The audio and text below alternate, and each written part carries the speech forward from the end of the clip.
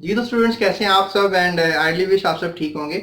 Students आज का जो वीडियो लेक्चर है वो बहुत ही इंपॉर्टेंट है क्योंकि ये चैप्टर का एक्सट्रैक्ट है। चैप्टर का एक्सट्रैक्ट कैसे है? क्योंकि आज के वीडियो लेक्चर में मैं आपसे जो शेयर करूंगा वो आपको बोर्ड में एज अ लॉन्ग क्वेश्चन जरूर पूछा जाता है। और देखें, कोई भी आप टॉपिक पढ़ते हैं, कोई भी आप सब्जेक्ट पढ़ते हैं, किसी चीज़ को आप स्टडी कर रहे होते हैं, उसकी एप्लीकेशन से मुराद है उसका कहाँ यूज हो सकता है, वो बहुत इंपॉर्टेंट होता है। तो लिहाजा आज इस चैप्टर के यूज की बात करेंगे। स्टूडेंट्स, अगर आपको केसी की वैल्यू का पता लग जाता है, लेट्स से दैट एक रिएक्शन है हमारे पास, हाइड्रोजन गैस, आयोडीन मॉलिक्यूल और ये बनता है हाइड्रोजन आयोडाइड। ये हमारे पास एक रिएक्शन है। अब इस रिएक्शन के अगर लेट्स से दैट कोई हम तरीकेकार से केसी की वैल्यू पता कर लेते हैं, इसका कोई यूनिट नहीं होगा, विच इज 57.0, और हम टेम्परेचर कंसीडर कर लेते हैं 700 केल्विन। याद रखें, इक्विलिब्रियम कांस्टेंट की वैल्यू टेम्परेचर पर डिपेंडेंट होती है, किसी ना किसी टेम्परेचर पे ये वैल्यू कंक्लूड आउट होती है। तो टेम्परेचर का लेना देना तो नहीं होता किसी न्यूमेरिकल प्रॉब्लम से, या इसकी कोई अगर हम इसको हल कर रहे हैं प्रॉब्लम्स को, या हम टॉपिक को स्टडी कर रहे हैं, लेकिन फिर भी टेम्परेचर का किरदार जरूर होता है क्योंकि टेम्परेचर के चेंज करने से केसी की वैल्यू चेंज हो जाती है। इस रिएक्शन के लिए अगर इक्विलिब्रियम कांस्टेंट ये है विच इज 57, तो ये एक मदर वैल्यू के तौर पे काम आ सकती है। हम इससे दो चीजें प्रिडिक्ट कर सकते हैं। दो चीजें क्या प्रिडिक्ट कर सकते हैं? पहला है डायरेक्शन ऑफ रिएक्शन और दूसरा है एक्सटेंट ऑफ रिएक्शन। अब आप सोच रहे होंगे कि ये डायरेक्शन ऑफ रिएक्शन क्या है और एक्सटेंट ऑफ रिएक्शन क्या है। तो स्टूडेंट्स, सबसे पहले हम बात करते हैं डायरेक्शन ऑफ रिएक्शन के बारे में। स्टूडेंट्स, डायरेक्शन ऑफ रिएक्शन जो है, इसको अगर आपने समझना है तो हम इसके बारे में ये कह सकते हैं कि let's say that reaction forward जा रहा है या रिएक्शन रिवर्स जा रहा है, यानी रिएक्शन का फॉरवर्ड जाना या रिवर्स जाना आप इस वैल्यू से जो है वो पता कर सकते हैं। जैसे फॉर एग्जांपल, एक हमारे पास कंटेनर है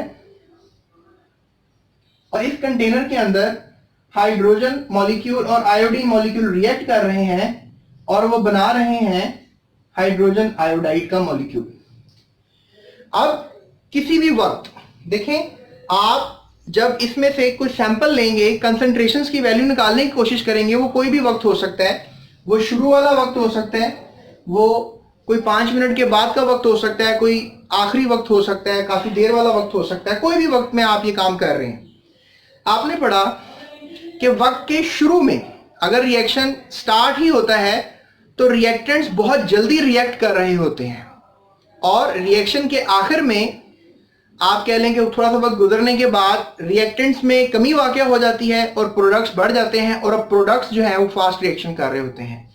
लेकिन एक वक्त ऐसा आता है कि जब रिएक्टेंट्स और प्रोडक्ट्स दोनों के रिएक्ट करने की जो काबिलियत है वो एक जैसे हो जाती है, और इसको आप इक्विलिब्रियम कांस्टेंट का नाम देते हैं। अब ये आपको बात समझ में नहीं आएगी, मैं समझाता हूं आपको कि अगर शुरू में हाइड्रोजन और आयोडीन ज्यादा है तो हाइड्रोजन आयोडाइड बहुत कम है, तो ये बहुत फास्ट रिएक्ट कर रहे हैं, यानी शुरू में इनकी कंसंट्रेशन बहुत ज्यादा है। लेकिन कुछ वक्त गुजरने के बाद इनकी वैल्यू बढ़ जाएगी, तो हो सकता है कि इनकी कंसंट्रेशन ज्यादा हो जाए और इनकी रिएक्टिविटी तेज हो जाए। तो लिहाजा वक्त के किसी हिस्से में भी जब आप ये वैल्यूज निकालते हैं, अगर तो वैल्यू 57 आती है तो आप कहते हैं कि ये एक इक्विलिब्रियम कंसंट्रेशन की वैल्यू है, which is something like very near to zero, जिसमें रिएक्टेंट्स और प्रोडक्ट्स दोनों की कह लें कि वैल्यू बराबर हो सकती है। यानी 57 से करीब होने का मतलब है, 0 से करीब होने का मतलब है कि quantity of reactants, quantity of products जो हैं वो दोनों सेम हो सकते हैं। तो लिहाजा आप कह सकते हैं कि आप 57 अगर निकाल रहे हैं तो रिएक्शन इक्विलिब्रियम में है, लेकिन ये बात तय नहीं है। लेट्स से दैट आप कोई कंसंट्रेशंस लगाएं, लेट्स से दैट आप इस रिएक्शन मिक्सचर में केसी का फॉर्मूला प्लेस करें और प्रोडक्ट ऊपर आएगी और रिएक्टेंट जो है वो नीचे आएंगे। रिएक्टेंट हाइड्रोजन गैस है और आयोडीन मॉलिक्यूल है, ठीक है, और इनकी वैल्यूज प्लेस करते हैं अकॉर्डिंग टू बुक ही प्लेस कर देते हैं 0.40 और 0.10 और 0.20। ये आयोडीन की वैल्यू है, ये हाइड्रोजन की वैल्यू है, ये हाइड्रोजन आयन का स्केल ले लें और आपके पास अब आंसर आ रहा है 8। उसका यूनिट कोई नहीं होगा क्योंकि इक्वेशन में इधर 1 और 1 2 मोल और 2 मोल, अगर रिएक्टेंट और प्रोडक्ट ऊपर आता है, प्रोडक्ट ओवर रिएक्टेंट, प्रोडक्ट में 2 मोल है, रिएक्टेंट में 2 मोल है, कट जाएंगे, कोई यूनिट नहीं होगा। जब इक्वेशन के दोनों तरफ मोलैरिटी इक्वल होती है तो कोई यूनिट नहीं होता। तो अगर इसका यूनिट नहीं लगाएंगे, अगर ये वैल्यू हमारे पास 8.0 आ रही है तो इसका सिंपल सा मतलब ये है स्टूडेंट्स कि ये वैल्यू इससे छोटी है। तो यहां पर हम एक और बात कह सकते हैं, अगर ये Kc है which is equilibrium constant for this reaction, तो फिर ये वैल्यू कौन सी है? ये हमने सर्टेन टाइम में निकाली है which is not equal to Kc। इसको हम रिएक्शन कोशेंट का नाम देंगे, ठीक है। We are going to take it as a name of reaction quotient. अब ये एक और चीज मैं आपको बता रहा हूं, और रिएक्शन कोशेंट को स्टूडेंट्स हम QC से शो करते हैं, ठीक है। अब ये रिएक्शन कोशेंट आया है, यानी ये है तो आपने कंसंट्रेशंस लगा के ही इसी फॉर्मूले से वैल्यू निकाली है, इक्विलिब्रियम कांस्टेंट के ही, लेकिन ये चूंकि Kc के बराबर नहीं आई जो कि एक मदर वैल्यू थी इस रिएक्शन की, तो आप इसको रिएक्शन कोशेंट का नाम देंगे। मतलब किसी भी वक्त में जो आप वैल्यू निकाल रहे हैं वो रिएक्शन कोशेंट है, और जो इक्विलिब्रियम वाली वैल्यू है वो रिएक्शन इक्विलिब्रियम कांस्टेंट है, ठीक है, which is Kc, specific rate constant. यानी रेट ऑफ फॉरवर्ड रिएक्शन जब बराबर हो जाता है रेट ऑफ रिवर्स रिएक्शन के, इनका रेशियो को जो आप निकालते हैं तो उसको हम Kc कहते हैं। तो ये बात मैंने आपको समझानी थी, लिहाजा भी मैं आपसे ये बात कर सकता हूं कि रिएक्शन कोशेंट की वैल्यू क्या आई 8.0। अच्छा, अब यहां पे मैं आपको एक और चीज समझाता हूं। डायरेक्शन ऑफ रिएक्शन पे चूंकि बात हो रही है तो आप ये कह सकते हैं कि अगर Kc की वैल्यू Qc के बराबर, अभी जो मैंने वैल्यू निकाली वो 57 पे तो आ सकती थी, तो फिर हम कहेंगे कि Qc की वैल्यू और Kc की वैल्यू बराबर है, यानी इक्विलिब्रियम अटेन कर लिया है रिएक्शन ने। रिएक्शन में इस वक्त हाइड्रोजन आयोडाइन जो रिएक्ट कर रहे हैं वो हाइड्रोजन आयोडाइड बना रहा है और रेट इन दोनों का बराबर है, यानी जितना फॉरवर्ड जा रहा है रिएक्शन उतना ही रिवर्स आ रहा है। ये बात तो तय है अगर दोनों की वैल्यू सेम होगी, लेकिन कभी कभी ऐसा नहीं होता। अभी ऐसा हुआ 8 आई, 8 वैल्यू क्या थी? Qc की वैल्यू छोटी थी, यानी Qc की वैल्यू जो थी वो छोटी थी और Kc चूंकि 57 था उसकी वैल्यू बड़ी थी। तो जब Qc की वैल्यू छोटी हो और Kc बड़ा हो तो रिएक्शन क्या जाएगा? फॉरवर्ड जाएगा। ये आपने बात याद रखनी है, ठीक है। अगर ये वैल्यू बड़ी हो और Qc की वैल्यू छोटी हो तो रिएक्शन फॉरवर्ड होगा, क्योंकि देखें 8 ने अप्रोच करना है 57 को, ठीक है। अगर लेट्स से दैट 87 वैल्यू आ जाती है which is bigger than definitely Kc, अगर लेट्स से दैट हमारे पास अब Qc की वैल्यू जो है वो बड़ी आ जाती है और Kc की वैल्यू जो है वो छोटी हो जाती है, तो फिर रिएक्शन बैकवर्ड आएगा, यानी प्रोडक्ट जो है वो रिएक्टेंट्स बनेंगे अगर हमारे पास बड़ी वैल्यू आती है। तो इस तरीके से हम आइडेंटिफाई कर सकते हैं डायरेक्शन ऑफ अ रिएक्शन को, यानी एक सिंपल सा तरीका है। मैं आपको बस एक सिंपल सी बात आखिर में समझा देता हूं, आपने कंफ्यूज नहीं होना। इस डाटा को समझने के लिए थोड़ा सा और डाटा पढ़ना पड़ता है, लेकिन अभी समझने की खातिर मैं आपको एक हिंट दे देता हूं। लेट्स से दैट हमारे 57 वैल्यू है, अगर छोटी वैल्यू आएगी तो फिर रिएक्शन फॉरवर्ड जा रहा है, ठीक है। रिएक्शन क्या जा रहा है? फॉरवर्ड। अगर लेट्स से दैट 87 वैल्यू आ जाती है, लेट्स से दैट कंसंट्रेशन डालने के बाद आपका आंसर 87 आता है, से ज्यादा आता है, तो फिर रिएक्शन जो है वो क्या जा रहा है? बैकवर्ड जा रहा है, यानी कि रिवर्स जा रहा है। बस आपने ये बात याद रखनी है, तो आपका ये काम हो जाएगा। डायरेक्शन ऑफ अ रिएक्शन आपको पता लग जाएगा। डायरेक्शन ऑफ रिएक्शन क्या होता है कि रिएक्शन फॉरवर्ड जा रहा है कि रिवर्स जा रहा है, राइट। तो अब हम बात करते हैं आपसे दूसरी, which is the extent of a reaction. ये तो बहुत आसान है, इसको इंशाल्लाह और आसान तरीके से आपको समझाने की कोशिश करता हूं जी। तो स्टूडेंट्स, अगर हम एक्सटेंट ऑफ अ रिएक्शन की बात करें तो इसको समझना नहायत ही आसान है। अगर हम इस रिएक्शन की बात करें, the formation of carbon dioxide,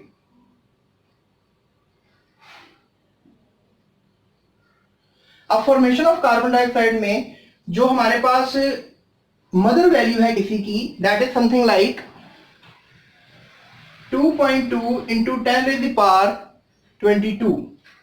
अब 10⁻22 का मतलब है कि यहां पे Kc की वैल्यू तो बहुत बड़ी है, तो कह सकते हैं लार्ज वैल्यू ऑफ Kc।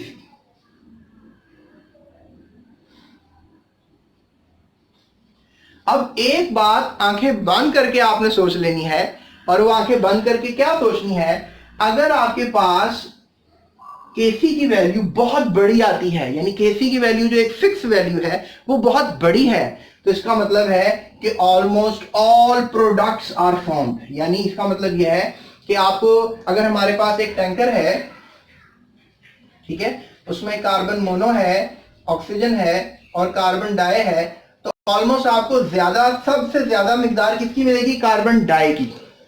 और मिक्सचर में, इस टैंकर में कार्बन मोनो भी होगी, ऑक्सीजन भी होगी, लेकिन इसकी मिकदार बड़ी कलील सी होगी। क्यों? क्योंकि जब इक्विलिब्रियम आया तो इक्विलिब्रियम में कार्बन डाइऑक्साइड बहुत ज्यादा है और कार्बन मोनो और ऑक्सीजन बड़े कम है। कैसे? अब आप इक्विलिब्रियम तो कहेंगे कि तराजू दोनों साइडें बराबर हो, उसको इक्विलिब्रियम कहते हैं, लेकिन साइंस में, केमिस्ट्री की जुबान के अंदर इक्विलिब्रियम ये होगा, हम इसको रेट ऑफ अ रिएक्शन कहते हैं। जैसे फॉर एग्जांपल, अगर आपके पास एक तरफ जो है बहुत ज्यादा रिएक्टेंट्स हैं, एक तरफ बहुत ज्यादा प्रोडक्ट्स हैं, ठीक है, लेकिन एक तरफ आप कह लें कि यहां पर हमारे पास लेट्स से दैट 10 है कार्बन डाई के मॉलिक्यूल्स और कार्बन मोनो ऑक्सीजन के मॉलिक्यूल्स हमारे पास सिर्फ और सिर्फ 1 और 1 यानी 2 हैं। और देखें इस लिहाज से तो कार्बन डाइऑक्साइड मिक्सचर में बहुत ज्यादा है, तो लिहाजा जब इक्विलिब्रियम आया हो जिसमें ये सिनेरियो क्रिएट हो रहा है कि जब ये दोनों मॉलिक्यूल जो है ये कन्वर्ट होते हैं, जब ये एक मॉलिक्यूल जो है ये कार्बन मोनो और ऑक्सीजन बनता है तो ये कितने हो जाते हैं? 4 हो जाते हैं, ठीक है, और यहां से ये मॉलिक्यूल कितने रह जाते हैं? 9 रह जाते हैं, लेट्स से दैट, ठीक है। ये कह लें कि सिंपल समझ लेते हैं कि ये 2 हो जाते हैं और ये 9 रह जाते हैं, पहले सॉरी 8 रह जाते हैं, चलिए यूं कर लें आप, 10 थे टोटल, ठीक है। अब क्या सीन हो रहा है कि अब जैसे ये दोबारा टूटता है, यानी ये 1 होता है तो ये दोबारा 9 हो जाता है, फिर ये टूटता है और यू कैन से दैट कि ये 2 हो जाते हैं और ये दोबारा 9 हो जाते हैं, ठीक है। मतलब यहां से आप थोड़े से कंफ्यूज हो रहे होंगे, इसमें मैं आपको क्लियर कर देता हूं कि आपके पास ये टोटल 2 मॉलिक्यूल्स है और ये 8 मॉलिक्यूल्स है, लेट्स से दैट। अब इसमें क्या सिनेरियो है कि जैसे ये 1 होता है तो ये कितने हो गए? 9 हो गए, और जैसे ये सिनेरियो होता है तो उसके बाद दोबारा सिनेरियो क्या होना चाहिए कि अब इस 1 को भी इधर आ जाना चाहिए और 10 हो जाएंगे तो 0 हो जाएंगे। ऐसा नहीं होता, यहां पर ये होता है कि अगर ये 1 हो गए, ये 9 हो गए, तो दोबारा ये क्या हो जाएंगे? 8 हो जाएंगे और ये 2 हो जाएंगे। तो यानी कि कार्बन डाइऑक्साइड की वैल्यू बहुत ज्यादा रहती है रिएक्शन मिक्सचर में, कार्बन डाइऑक्साइड बहुत ज्यादा रहता है। तो कार्बन डाइऑक्साइड का बहुत ज्यादा रहने का सिंपल मतलब यह है कि कार्बन डाइऑक्साइड रिएक्शन मिक्सचर में आपको हमेशा ज्यादा मिलेगा, यानी ऑलमोस्ट ऑल प्रोडक्ट आपको मिलेगी रिएक्शन के अंदर, और रिएक्टेंट्स की वैल्यू जो है वो बहुत कम मिलेगी। यहां पर आप ये कह सकते हैं कि Kc is equal to 2.2 into 10⁻22, यानी Kc की वैल्यू बहुत बड़ी होगी। तो इसमें आप कह सकते हैं कि large value of Kc indicate करती है कि ऑलमोस्ट रिएक्शन मिक्सचर में प्रोडक्ट्स ज्यादा हैं और रिएक्टेंट्स ना होने के बराबर है, ठीक है। तो ये क्या है? रिएक्टेंट्स, और ये क्या है? प्रोडक्ट्स। ये कहलाएंगे नेग्लिजिबल और ये कहलाएंगे वेरी लार्ज वैल्यू। अगर फॉर एग्जांपल एक जैसे हमने ये रिएक्शन में कहा, ये है डीकंपोजिशन ऑफ अमोनिया,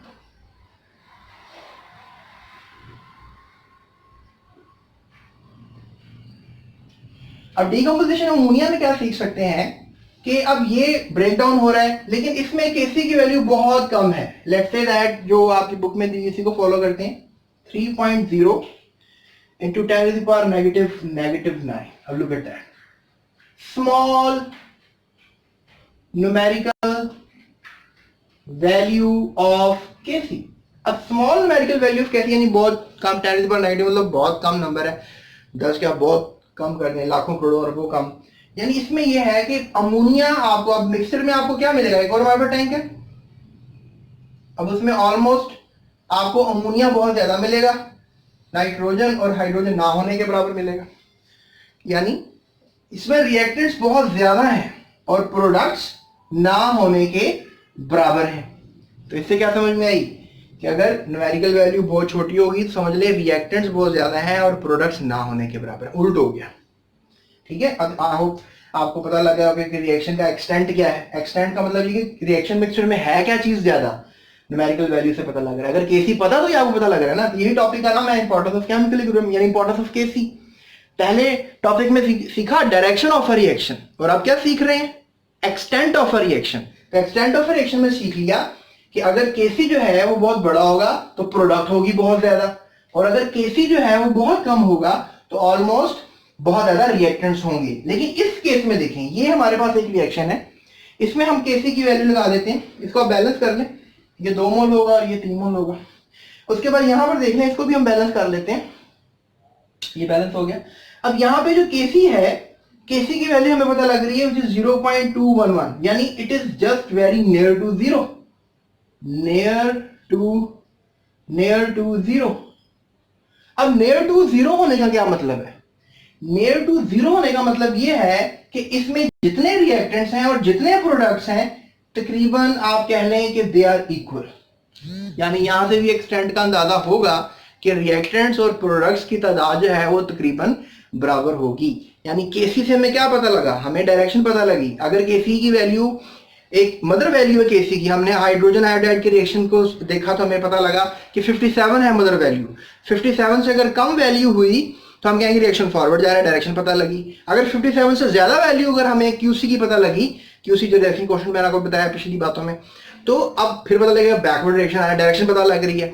अब इस रिएक्शन में हमें क्या पता लग रहा है? इन रिएक्शन से हमें पता लग रहा है। तो आपको बोर्ड में एमसीक्यू भी आ सकता है, वो ये लिखते हैं, वो पूछने बताएं केसी की वैल्यू जो है वो बड़ी स्मॉल है, इससे क्या पता लग रहा है कि रिएक्शन मिक्सचर में क्या ज्यादा है। इस तरह की प्रॉब्लम आप पूछ सकते हैं। तो इस वीडियो को जरा गौर से एक दफा आप देखें, एक दफा देखने से इंशाल्लाह आपको आइडिया होगा कि आपको एक्सटेंट का पता भी लगता है with the help of KC. अब केसी की वैल्यू बड़ी होगी तो बहुत सी प्रोडक्ट्स हैं, केसी की वैल्यू छोटी होगी तो बहुत से रिएक्टेंट्स हैं, केसी की वैल्यू 0 के बराबर होगी तो रिएक्शन मिक्सचर में दोनों चीजें तकरीबन इक्वल है। और 57 वाले रिएक्शन में, यानी जो हाइड्रोजन आयोडीन में 57 वैल्यू वो भी 0 की इक्वल है तकरीबन, तो लिहाजा उस मिक्सचर में भी आपको हाइड्रोजन और आयोडीन दोनों जो है और हाइड्रोजन आयोडाइड की वैल्यू तकरीबन बराबर नजर आएंगे, right. So I have tried it to make you understand the chemical equilibrium constant application और importance, and I hope आपको समझ में आ गया होगा। So next chapter के पास हम जाएंगे तो that is the acid bases and salts, और मेरा एक फेवरेट चैप्टर एक्सप्लेनेशन के लिए स्टूडेंट्स को, और वैसे बायोलॉजी भी मेरी फेवरेट है, वो भी इंशाल्लाह मैं आपको समझाऊंगा।